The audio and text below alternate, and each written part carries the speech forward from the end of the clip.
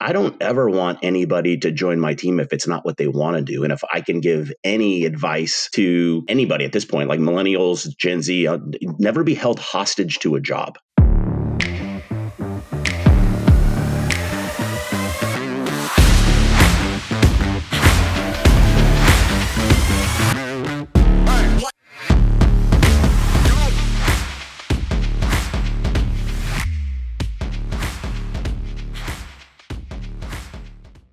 First podcast, Authentic Edge. We did a little poll on LinkedIn to get everyone's opinion, and I think this one out. So super happy to be on. I said hands down the favorite. Hands down the favorite. This episode, we're really just going to talk about why we're creating this podcast, what we're hoping it could be, and then a little bit about myself and Jason and how we met and how this all came to be. I think that's the agenda for today. That's correct. I think that's the best way to do it. Do you want to kick us off? So we've got this new podcast, Authentic Edge. Do you want to give your thoughts on what it's all about? And I'll jump in. Yeah, for sure. So, I mean, the genesis came about 6-7 months ago, and we started talking. So I was obviously senior vice president at Randstad, led the strategic sales team for 9 years, and we had done a very good job hitting quota for 9 years in a row. And in May, Randstad's going through a bit of a reorg, and me and my entire team were riffed. So I was sitting in this chair and wondering, like, gosh, I'm 51 years old. What do I want to do with the rest of my working career? And it was about a week long of just praying about it and talking to some people, yourself included. And what really was put on my heart was teaching authenticity and helping the next generation of leaders and sellers navigate corporate America. I mean, if you look at from a Gen X perspective, we got 12 to 15 years left of good working, and then we're out. We're out of the market, and some people might stay in and be consultants, but a lot of us are going to be like, I'm retiring. Bye. And there's a pretty big skill gap of leadership and development and sales acumen and all of that. So it was really important to me to find something that made sense. And as we were talking, I think it was in the middle of the summer, you had made a mention that, hey, there's some science behind this and we need to kind of dig into it. And it reminded me of our introduction. So I'll let you kind of take that over on how we became friends and how this all came about here. Yeah, no, I agree with everything you said, obviously. And I think that's the part of the key here on the why is related to business life to a point, which is that's how we met. So there's that element.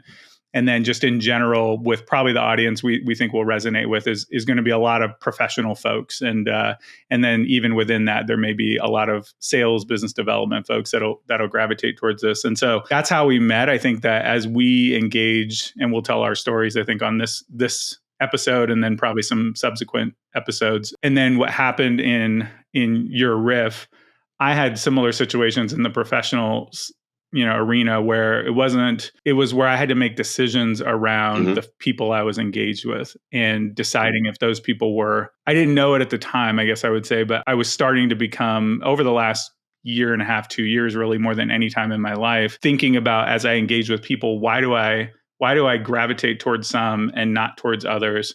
Why do I feel like I can trust some people and not others? And in my earlier part of my career, I would ignore that in a lot of ways and just trust everybody. So what the genesis for me was in, 2022, I was at a startup, which is where we met, and called Humu, and it was this people science company, and everybody was very nice. And there was a few that had made some decisions that weren't, and I had to make a hard decision to leave without another job lined up. And so that's when, that was after we had already connected, but I reached out kind of for some guidance, and you were there, and we just we connected, and it was a rough time for me, even though it wasn't a layoff, but I had to make a decision around people and emotion and trust and those things, which has kind of led to this, which is not only in our professional life. And I think this podcast will go beyond that. And that's what I think that's part of what our mutual hope is that when you realize and engage with authentic people,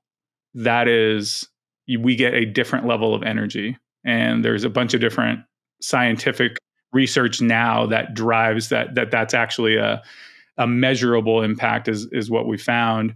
But as we've continued that journey over the year or so, and then what's happened in our professional lives, the light bulb was, wait a minute, not only Jason and myself, but other people in our personal and professional day-to-days, is you start to tune in on this idea of authenticity and engaging with real people, where it's not just the surface level of what do we do for our profession, what are our traditional beliefs, but it's that we've got something in the middle, and that we just gravitate towards each other. And I think that's, the essence of this podcast, is to talk about that, to make ourselves and other people that we engage with aware of it, and so that we can drive more of it and ultimately attract people here to this conversation, but also to, are they being aware of that in their personal and professional lives? I think that's, for me, where it's at, as a little bit of the thinking out loud. Yeah, no, I think it's spot on. And when I look at it you made a comment about the science piece, and, we talked about Gary Brecka. You sent me the clip about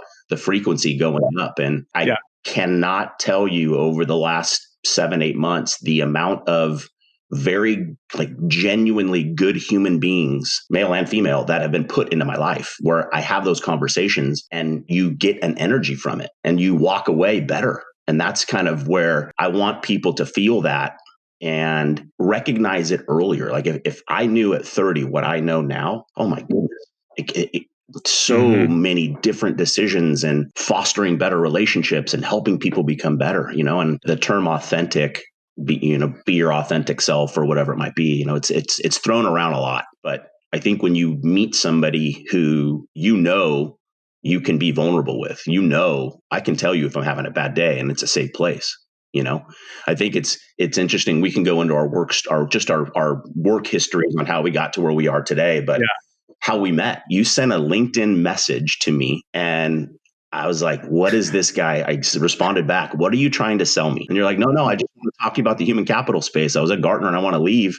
And I think within 24 hours, we were on the phone. And after that, it was like, we're going to be friends. Yeah, I think for sure what you just said is right on, which is, and I think there's lots of lessons in life, but within the authenticity component, it's even that, what does that actually mean? And how do you know when you meet somebody that way? I heard a funny one the other day, which is, I'm going to get it wrong, but it's a quote by a guy named Jim Rohn from the 80s. And I think he said something like, your friends are the people that know everything about you and like you anyway. That's pretty spot on. It's pretty spot on. That was good. You got to have those people that know your secrets, and more importantly, they keep your secrets.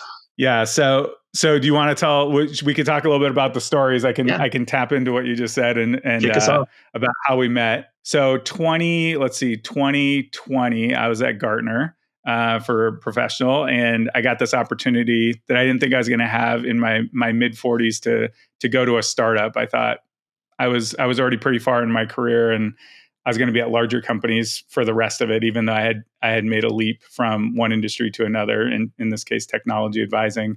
And but I got this opportunity to go to this startup. It was very unique in the HR tech space, which I had no experience in, to go help build out their enterprise sales organization. And so I'm sitting here in California, and at the time, because of the way it was structured, I was actually supporting the East Coast. And the initial theory was, and when I got hired there, I was actually going to move to Miami and run the East Coast team. And but the pandemic was in the middle of what it was at the time, so it was like, okay, we'll just do it remotely until it slows down, and then I can move and go that direction. So as that was happening, as you do in sales, I start reaching out to people on LinkedIn. But my thinking at the time was, we're selling something brand new to the market. There was still a lot of unclarity about where it was going to fit and who we were going to service. And we didn't, so it was really more of a market research push. And so I just started reaching out to anybody that had HR something in their bio or their categories. And Jason was one of those. And so I start reaching out, just to Jason's point, saying, hey, I'm doing this. I gave a very small explanation, but tried to make it clear I was just reaching out to connect, and asking literally random people if they would jump on a few-minute call with me, and that I was essentially doing market research for this new startup I went over to. And of course, as with anything, a lot of people just ignored it, didn't even respond. But surprisingly, and Jason's one of these, and the most important one at this case, because he was like, if you're just wanting to talk about the the space and what's happening, and kind of without saying it, kind of authentically, you're not trying to just connect with me and then sell me something, which I assured him I wasn't. And we jumped on a call very early my time. He's in the East Coast now, and we, of course, as with anything, we first just connected on a little bit of what I'm doing professionally. So we jumped right in, and then in that same conversation, realizing he's also originally from Southern California, very close to where I'm at. We connected on those things just as human beings and history, and aligned on all of that. But that's how we got connected, and it was refreshing from the first conversation, I think, and the feeling was mutual. And it's the story gets longer than that, but that was the initial genesis. So, the other thing I guess I would say, because of where I'm at now professionally, Jason, you're at Ronstadt, and when I got on, I just started asking kind of more HR and tech questions.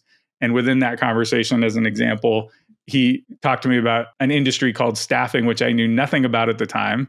And I don't know where this fits into our whole world of authenticity and frequency and energy, but I think it will come back at other later episodes. But in 2020, I didn't even know what staffing was.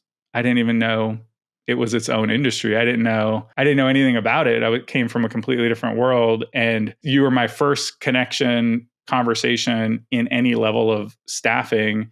And now on the professional side, I mean, I lead IT staffing for Indeed.com, one of the largest job boards in the world. And it's happened very organically. And we could talk about that so it's kind of I don't know where that fits in exactly. I just know it's a strange scenario that you and I connected in this industry. And then now 2 years or so later, all of a sudden I'm leading a pretty large organization in the industry that I didn't know anything about only a few years ago. Yeah, I'm about 10 years in, and it's very interesting to see how small the staffing circle is. And I mean, some use the word incestuous, but it is so connected that if you don't do well in staffing, you must not be good at building relationships, because you talk to people all the time, and they're normally they're some of my best friends, and it's just such a small world, but it's a massive industry. Yeah. So, and I don't know where that fits in yet for authenticity. I just know that based on our initial conversation, then we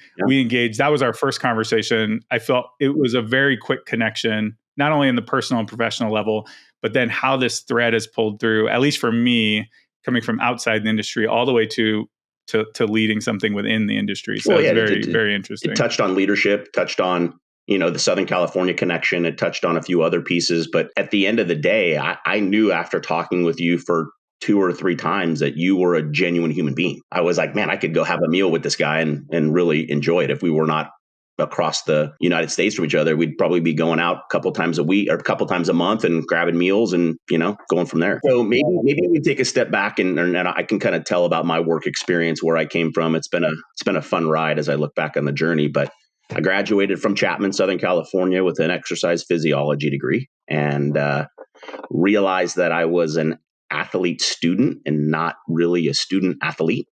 So turns out if you're going to go to PT school, like a 2.7 doesn't really resonate with classes or with colleges. And I, to be honest, had no desire to go back to school. So graduated, moved to Chicago, started with Enterprise Rent-A-Car out in Chicago, worked my way up that corporate ladder, came back to California 2000-ish, met my wife, and we have 2 daughters, Taylor and Gabby, my wife, Carrie. And we went from Southern California, got promoted to Atlanta in 2005, where I was a regional rental manager, had roughly 200 employees, 50 locations, multi-unit management, the typical Step Brothers quote where they give you the tools. They genuinely do. I love me some enterprise and enterprise mobility now, but built lifelong friends, a lot of really good connections, people that I still mentor to this day. In 2012, they went through a reorg, and my level of position was called a regional rental manager, and every single one of them was removed from the company. It was on a Wednesday, was my last day. And on that Saturday, my team was on stage winning an Exceptional Achievement Award. So it was a little bit of a bitter pill to swallow, but it's business. It is what it is. I went to then Title Max, which is title lending. A lot of people from Enterprise were going over there at the time, and they moved me to Greenville, which I'm super thankful for. Was there for a couple years and realized that that industry is beneficial for some, but it's also it was a tough piece in dealing with folks that weren't really educated in the financial world and seeing some of those things, and it kind of turned me as a human being. And it's 2014. We were on vacation in Ponte Vedra, my wife and kids, and my kids came down, sat next to me, and they said, "Hey," I was thinking it's this beautiful moment, sun setting on the backside of the Gulf, and they're like, "You're not the same dad anymore." I was like, "Ooh." My wife's like, "You're not the same husband anymore. You're different." And that was on a Thursday, and drove home to Greenville on Sunday, drove to Atlanta on Monday, and I quit. Just dropped my keys off and said, I can't do it. And I'm not going to allow it to change me as a human being. And so, especially to the three most important people in my life. So, from there, went on the job hunt, found Ronstad. Buddy of mine, Steve McCord, recommended that I work for this guy, Josh Vesley, who I asked him, I said, "Hey, do you like this guy?" He goes, "Yeah, he's great. He's a little hotshot and he's doing great things." And I go, "Do you like the company?" He's like, "Love it." So I started with Josh. We built the strategic sales team up to about 10. I took over in right at COVID to 2020, and then it happened this last year. They went through a reorg and ended up at Dexian. And right now I'm a sales vice president at Dexian, leading what's called the strategic platform solutions. It's in 2020, 2021. Dices and Signature merged 5 different companies together to become the second largest MBE IT staffing company in the United States. And so now I get to lead a practice there of helping people understand the staffing world. So it's very much like what I was doing at Ronstad, but just on a smaller scale. And yeah, man, I mean, it's been such a great ride. And now that I have the ability, as I sat in this chair in June, July, what do I want to do? I get to go impact people again. And it's the best thing in the world. Yeah, no, I mean, I think it's a great story. And it's, I think obviously it's the high level, but the theme that you shared, which is important, is kind of these certain decision crossroads, and even kind of what happens to us and how we respond. Right. So I'll share my story as well, and I'll try to be as succinct as you. So I was born here in Southern California, Los Angeles. Moved early days. My parents moved us out to Arizona, so I really grew up most of my time in Arizona. In moving from San Diego to Arizona was a huge culture shock for me growing up, and it still affects me to this day. But I went from call it city areas, to very rural areas in Arizona, and grew up kind of in 3 main spots in Arizona, which were all small towns. One of them being on an Indian reservation where I was the minority. So it was a pretty interesting time in my life. Played sports, did all kinds of things in small town, rural America, got some good values of work ethic and all those things. And I think even though you and I haven't actually talked about this, I think that was, I believe some of those types of things are what forge authenticity, and where people actually feel the connections of where they actually connect with people or don't. But as soon as I graduated high school, I got multiple job offers from the community and church folks saying like, "Hey, come be a teller at the bank in this small town in Arizona." And I was like, absolutely not. My aunt Joanne, who lives here in Southern California, she owns businesses. She's the entrepreneur of the family, and been my mentor for a long time. And I was like, as soon as I graduate, I'm driving this beat up Chevy Cavalier out to California, and I'm figuring it out, which is what I did. So drove that out to 3 or 4 hours, broke down on the way here, and was exhausted and fell asleep on my aunt's floor. No joke. And just was like happy to be back and like start a new life. And so I came to go to a small private college, University of Laverne here in Southern California.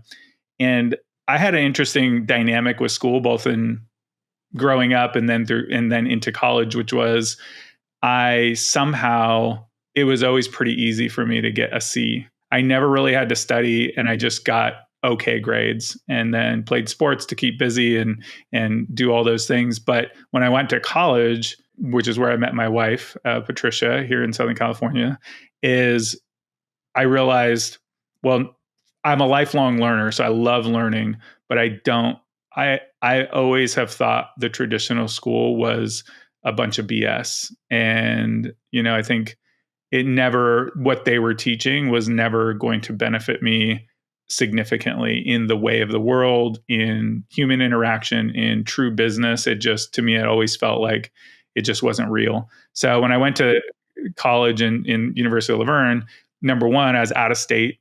It was very expensive because it was a private college. My dad did me a favor and took out like a student loan on my behalf for the first year, which I'll always be thankful for. And I was there for 2 years. Like I said, I did okay.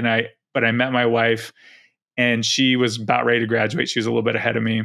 And I just didn't see the point in it. So I dropped out. I started working at a little cell phone store, and I started making, at that time was 95. I started making like 80 grand when I was 19 years old. And I thought it was thought I was rich. And it was just, my wife and I, we were dating, we were long-term. We knew we were going to be together from literally the night we met. So that was amazing. And then from there, I basically just started my career. I jumped into AT&T. I went to a company called Cintas, where I spent the majority of my career, started just local selling, selling uniforms and doing other things. And when I was at Cintas, again, hadn't graduated college, just had 2 years under my belt, which I did complete in 2003. So in 2000, we had our first son, Paul. So Paul Jr. in my case. And then in 2003, we had my younger son, Anthony, and both of them were premature, but Anthony was extremely premature. He was born at what's called 34 gestational weeks. So he was a couple months early, and it was an emergency situation. We had to rush to the hospital. We knew it was bad. He came out. Great part is he was breathing, but he was basically the size of my hand. And this was in the days of for the folks, people that have been in sales. I mean, it's a hard charging style of a part of the business anyways. But at that time, I was basically on what's called 100% commission job. Like, I didn't get a salary. Whatever I got on my salary actually came out of my paycheck when I sold something. And so at that time, it was Anthony was born. I took some PTO, but he was premature, and ultimately he had to stay in the hospital for about 4 months. And he had some breathing issues. And every day I did a couple things for about 4 months. I slept at the hospital. At that time, we were mandatory to wear a suit to work, even if we go in the office. So I slept at the hospital. I met the doctors on their rounds at 6 a.m. in the morning, and then met the doctors on the rounds at 6 p.m. at night to debrief on his condition and what we were going to do next. And that experience in my life was pretty wild, because it was earlier in my career. It was under a lot of pressure, and it was where I learned this value of what's important. And kind of, what the challenges were. So that couple of years, I mean, I spent, he came out of it. He's great now. You would never know there was an issue, but I essentially became a doctor. And it was a very interesting experience. And it also taught me a lot about business and sales, about, again, navigating. I didn't know it at the time, but I knew some doctors were real and some doctors were not, from an authenticity standpoint. And I ultimately had only one doctor allowed in our room, so that I knew that the decisions were being done from this place of authenticity and from a good place. And it ended up serving us well, because he came out of it, and he's great now. But after Cintas, I was at Cintas for another 12 years, moved up the ranks, kind of became a regional leader. And then I didn't think I was going to leave.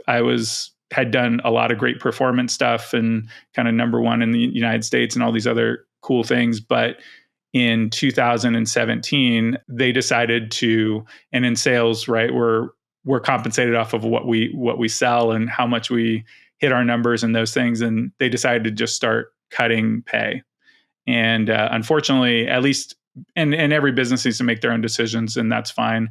But for me, it was a wake up call of, is this what I still want to do? Am I made for more than this?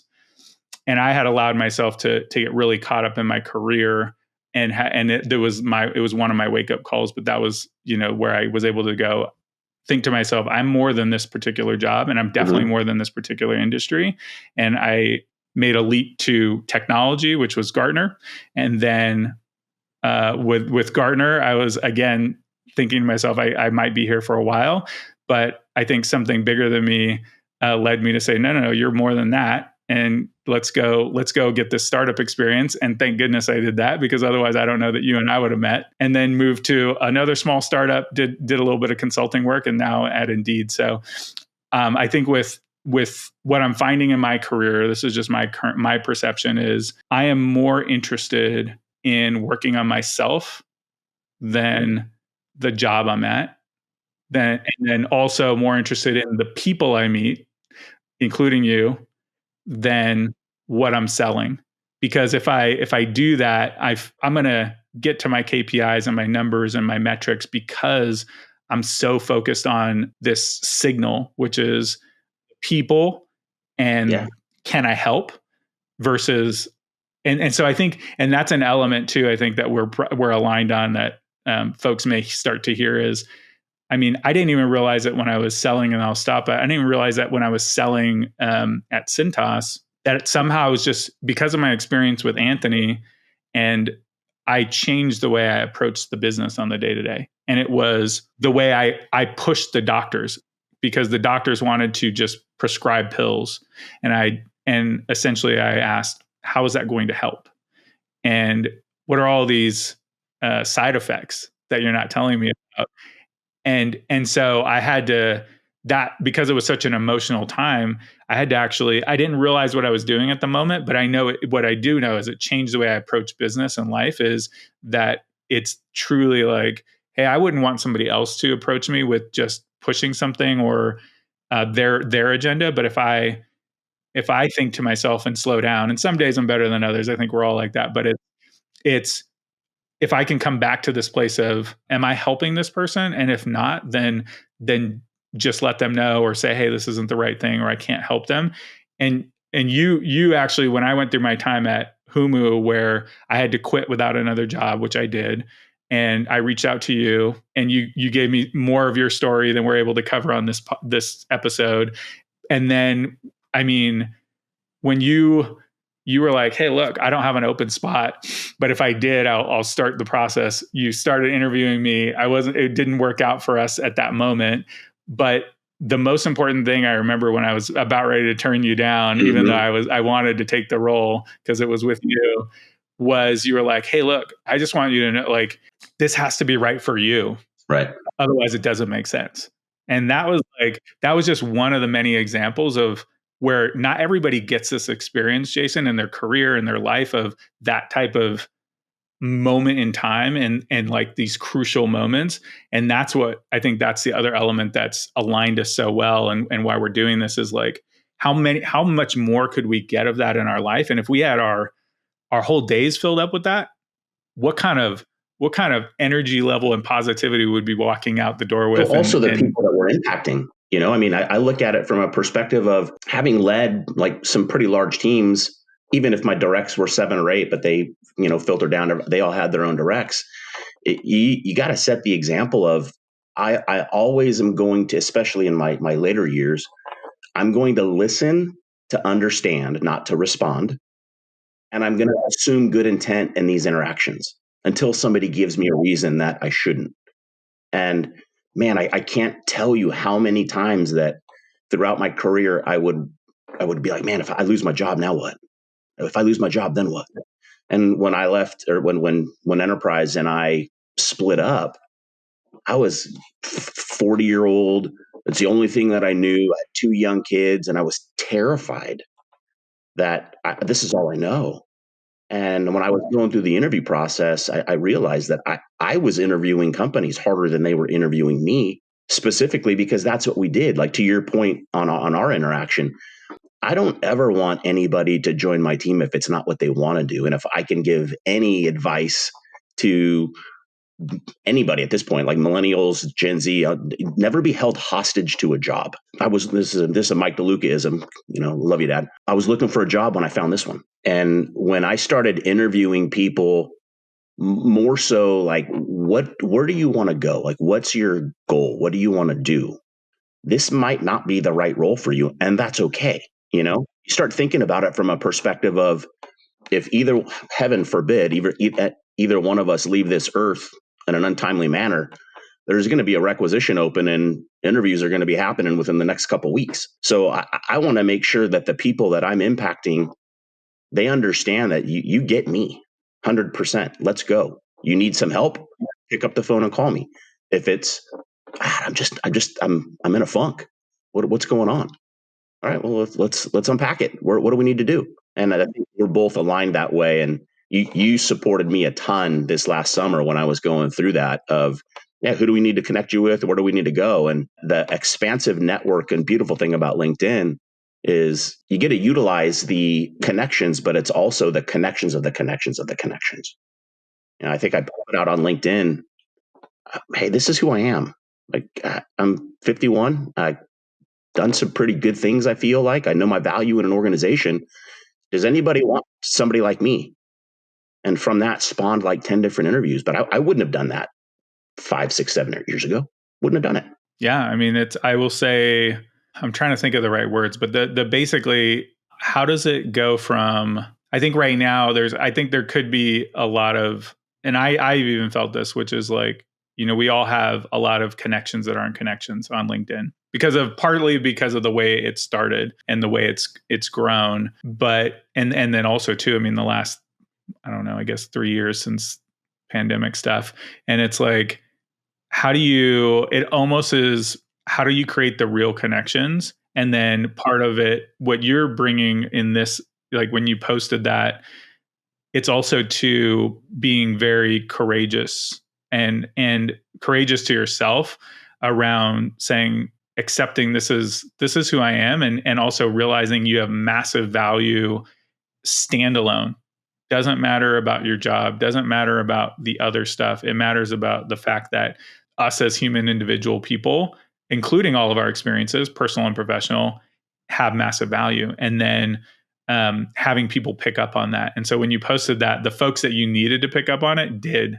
And that became, it's a different world. Theoretically, if we could all do that whenever we needed it, not only for career, but just in general, is connect with people that took their time and their own experiences, life and professional, to slow down with you and go, hey, let's unpack it, like you said, or let me see where I can help. And just that alone, I think changes where we're at in the world in a lot of ways, because a lot of times it's not that. It's just, what can I do for you? What can I do for you? What can I do for you? And it feels very transactional, whether it's business or professional. So I think that's part of what we're tapping into here, is this true, like, I really want to help. Yeah. I don't even know how to help.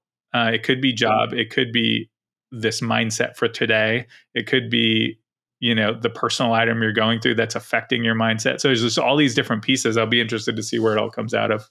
I was talking to some account managers and a managing director yesterday about, outreach, and they're all, at Dexian, we're a younger company, if you will, in age, meaning a lot of our account managers are in the 23 to 27 range. So they're cutting their teeth on stuff that we did a long time ago, your AT&T time.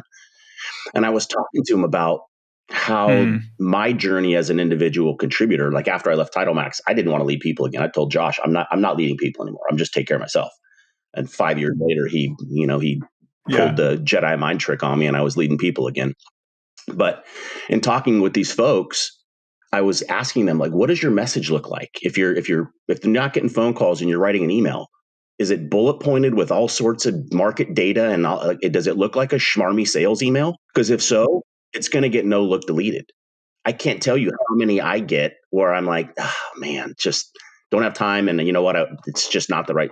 But if somebody sends me a well-written or a comical or just makes me think a little bit different, I'll respond back, because I know that's somebody's KPI, or I know that's somebody that's the one person that responded back that made them go, oh, okay, I got somebody to respond. And it could be like, hey, it's not my span of control. I don't have any sway there, but I like your email. Keep it up. You're going to find the right people. And just that tiny bit of encouragement makes people go back at it and start swinging, taking swings at the plate again. But when I was talking to those folks, I told them about, how I became, I wouldn't say successful, but how I, was able to start making inroads in organizations when I was an individual contributor, hunting, if you will.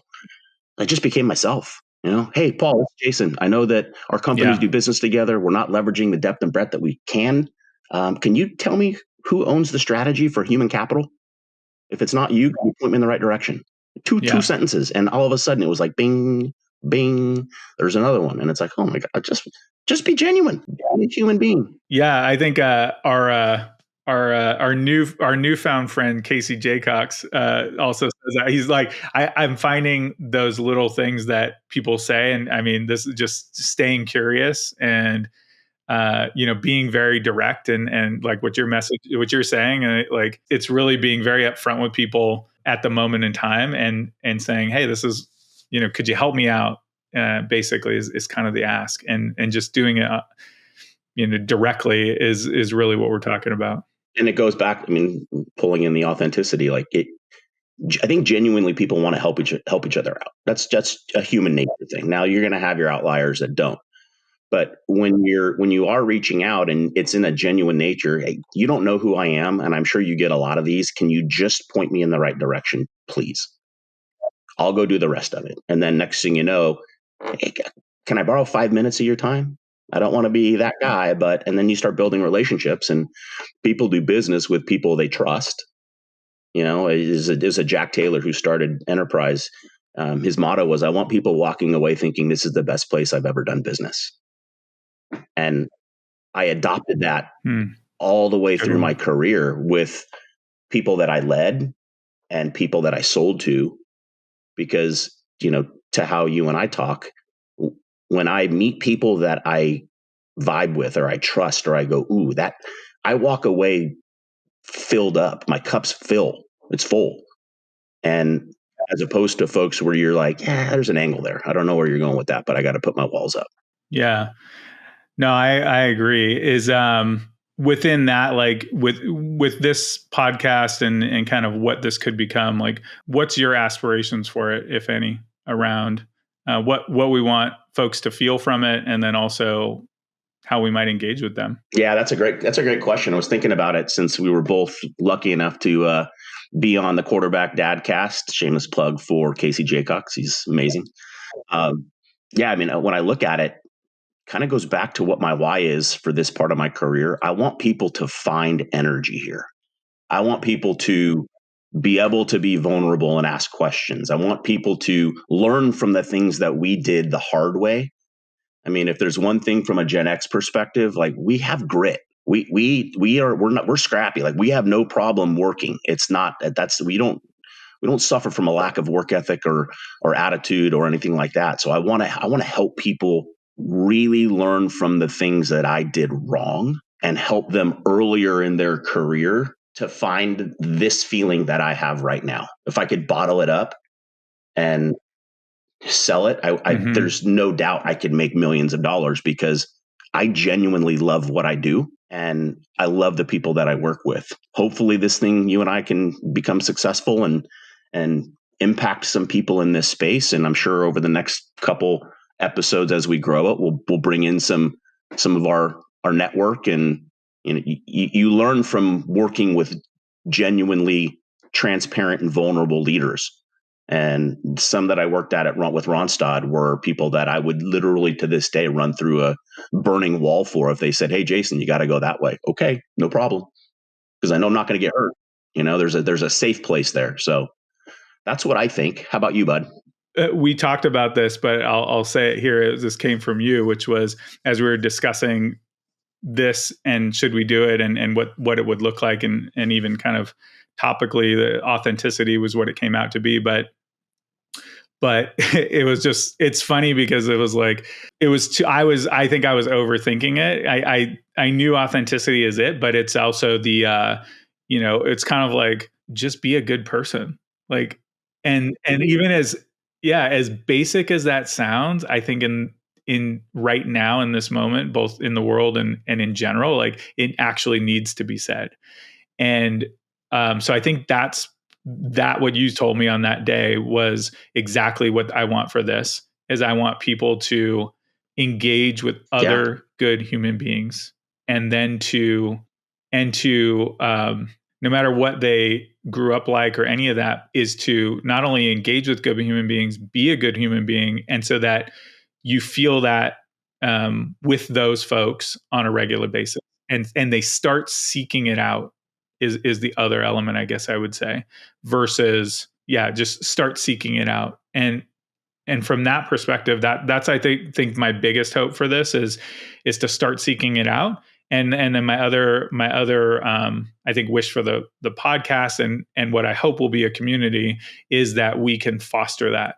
Don't know how yet, don't know the mechanism, don't know anything around it, but just the fact that we're bringing it to light, we're focused on it. The whole show is going to be based on it. We're going to try to interview people, like you said, both from our personal and professional lives that have impacted us and we believe are authentic. And the other part is I think the trust that comes from that. And like you mentioned, I know I could pick up the phone and call, a mentor, Steve Blythe, who I ran with for a very long time at Cintas. And if he called me tomorrow, I'd have a hard time saying no if he was like, "Hey, Paul, I need you to come over here and do this with me." Even though I don't want to, right this moment, I wouldn't want to be in that business. I would feel extremely conflicted because he and I get along so great, as well as other people. And you've mentioned a few, and we got a list of folks we want to invite. But it's like, because of that authenticity, because of the trust, it's like, I almost wish that would happen, because it's you know that you're able to move so much quicker with them, and you're also able to, you can work on that the level of that energy, like you said. If we could bottle it up, and we'll see if it comes through in the video and the audio, but I think it will. And then just having people focus on it. And then my wish for this is, could it be a community whereby you posted on LinkedIn and the right people came to you? That's amazing, and I think that would continue to happen. But it could be something different too. It could be Be a community of people that are like-minded, that are doing the right thing, that say, "Hey, I'm going to be vulnerable. I need some help. Who's out there that I can get on the phone with real quick?" And you've got a group of people that are there to help. As we were going through this, I'll never forget this. This was not one of my finer moments, but it was like, I think right in December, when we were actually making the decision of, okay, we're going to do this, and we were working on that on the Authentic Edge name.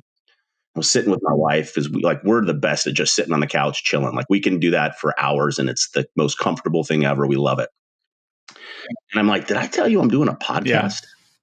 And she goes, "What?" And I go, "Yeah, I'm doing a podcast." And she was pissed. Like, she was angry that I didn't. And she's like, "You've already talked about this with people and I don't know about it?" I'm like, "Babe, it's happened really fast. And I mean, that's something that's super far out of my comfort zone. And, it's something that I've got this guttural feeling like Paul and I have something to share." And she was like, "Well, do you know this guy?" I'm like, "Yeah." She's like, "Have you met him?" I'm like, "Yeah, once." She goes, "Well, have you done research on him?" I'm like, "I know him. Like, we can talk. We talked for the last 3 years." And as I've kind of socialized this around my network and some other people, everybody has been, "Yes, we need this." Even some of the folks that I work with at Dexian that are, my kids' age, which is scary, but they're like, "Oh my gosh, we'll listen. Yeah, we need that." Because in today's world, they don't have it. It's social media, it's filters, it's fake, it's, cyberbullying, it's all of that stuff where people don't build each other up. They look for ways to tear people down and bring them down to their misery. What do they say? Misery loves company. Well, no, like, let's get a community of people that are standing together, arm in arm, saying, "Hey, we're going forward. You want to come with us?" Yeah, no, I mean, I think that was funny when you told me that too. And it also, it's like many things, not just that we've talked about, but when you get that different situation where I was in the same boat. You just passed your 21st, and I'm getting ready to go on my 22nd anniversary. And as soon as you told me that, and your wife's reaction, it was like I got a cold sweat. I'm like, oh, I've done the same thing. I'm like, then I'm like, I got to start thinking about, how am I gonna talk about this and not feel like I left her behind? So mine went much smoother than yours, thank goodness. But it could have went both directions.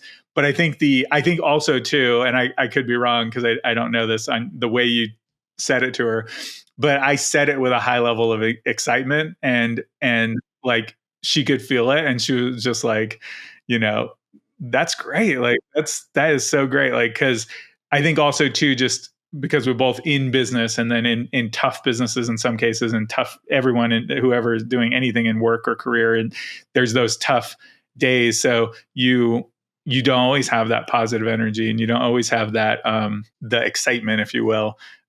So I think that this is like it's tapping into something. I think the one other piece that I would say that I think will just naturally come out through the conversations would be around, and we'll probably I don't know where we'll share the clip, but I think the Gary Brecka one was a really good one where he talked about the research of authenticity, and there's a measurement and a scale, and there's all kinds of things that I won't say I claim to know, but within that, I think there's another piece, which is because authenticity, the way he described it, and the way some definitions kind of outline it, is if you believe what you're saying is true, and you're saying it a certain way, or you're believing it a certain way. The words you're saying are true.